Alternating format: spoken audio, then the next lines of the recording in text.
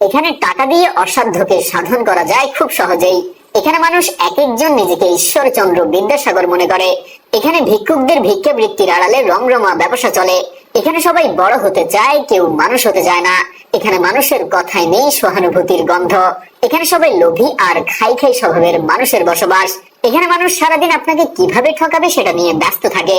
এখানকার মানুষ সারাদিন ভিনদেশী সংস্কৃতি নিয়ে ব্যস্ত থাকে, ভুলে যায় দেশের স্বাধীনতা দিবস, ভাষা দিবস, ভুলে যায় ঈদে মিলাদুন্নবী, শবে মেরাজ, শবে কদর। তবে ঠিকই মনে থাকে ভালোবাসা দিবস, পহেলা বৈশাখ, হোলি দিবস, সবকিছু। এখানে রাতারাতি সবাই ধনী হতে যায়। এবার আসি আমাদের কিছু গুরুত্বপূর্ণ আবিষ্কার নিয়ে। আমিষের ঘাটতি মেটাতে সস্তায় দুধ খাবেন, দুধে ফরমালিন মেশানো হচ্ছে। গরু থেকে বেশি বেশি দুধ পেতে পিটুইটারি গ্ল্যান্ড ইনজেকশন দেওয়া হচ্ছে। মাছেও ফরমালিন দেওয়া হচ্ছে। শাকসবজি টাটকা রাখতে কপার সালফেট ব্যবহার করা হচ্ছে। আম লিচু জাম পাকাতে কার্বাইড দেওয়া হচ্ছে। আম লিচু জাম সংরক্ষণে ফরমালিন দেওয়া হচ্ছে। ফল গাছে থাকতেই হরমোন এবং কীটনাশক দেওয়া হচ্ছে।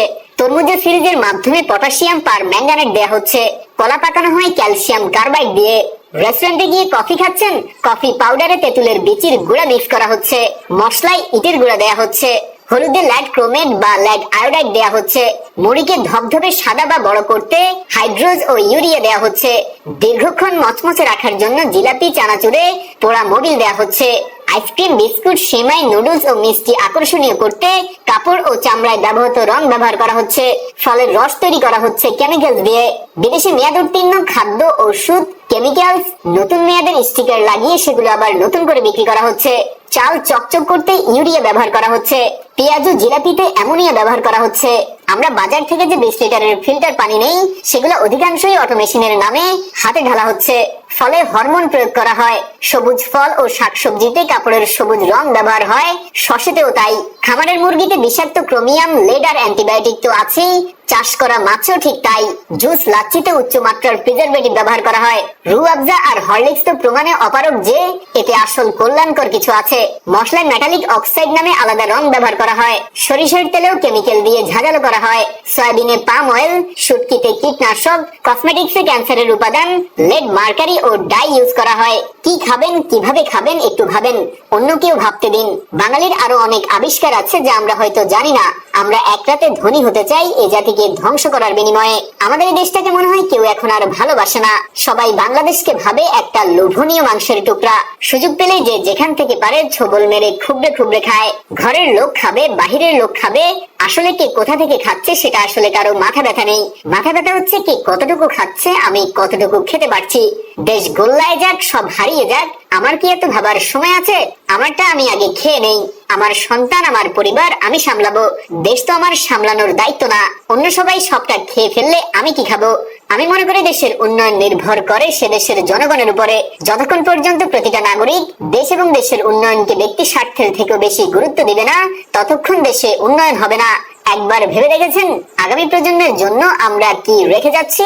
দেশকে ভালোবাসা মানুষের জন্মগত প্রবৃত্তি। আমরা এই সম্পর্কে সচেতন না থাকলেও এটা আমাদের হৃদয়ের গভীরে সুপ্ত থাকে। দেশের অপমান, দেশবাসীর দুঃখ দৈন্যে, দেশের দুর্বিষয় পরিস্থিতিতে, দেশকে নিয়ে ষড়যন্ত্র হলে, দেশকে নিয়ে কেউ উপহাস বা কটাক্ষ করলে এই অনুভূতি জেগে ওঠে। সারা পৃথিবীর মায়া, মমতা, স্নেহ সব একত্রিত করলেও যেমন মায়ের অকৃত্রিম স্নেহের সঙ্গে তুলনা করা যায় না, তেমনি সারা পৃথিবীর ঐশ্বর্য, বৈভব ও সৌন্দর্যের সঙ্গে নিজ দেশের কোনো তুলনা হতে পারে না। আমাদের নবী হযরত মুহাম্মদ সাল্লাল্লাহু আলাইহি সাল্লাম বলেছেন, দেশপ্রেম ঈমানেরই অঙ্গ। দেশপ্রেমের মন্ত্রে উজ্জীবিত হয়েই মানুষ তার আপন জীবনকে বিলিয়ে দিতে পারে, মহৎ প্রেরণায় উদ্বুদ্ধ এবং আলিঙ্গন করতে পারে মৃত্যুকে। কবি বলেছেন, তুমি দেশকে যথার্থ ভালোবাসো, তার চরম পরীক্ষা তুমি দেশের জন্য মরতে পারো কিনা। কোথায় যেন পড়েছিলাম, দেশপ্রেম বাইরের কোনো প্রদর্শনীর বস্তু নয়। দেশপ্রেম মানুষের অন্তরে স্থিত ভক্তি শ্রদ্ধায় গড়া।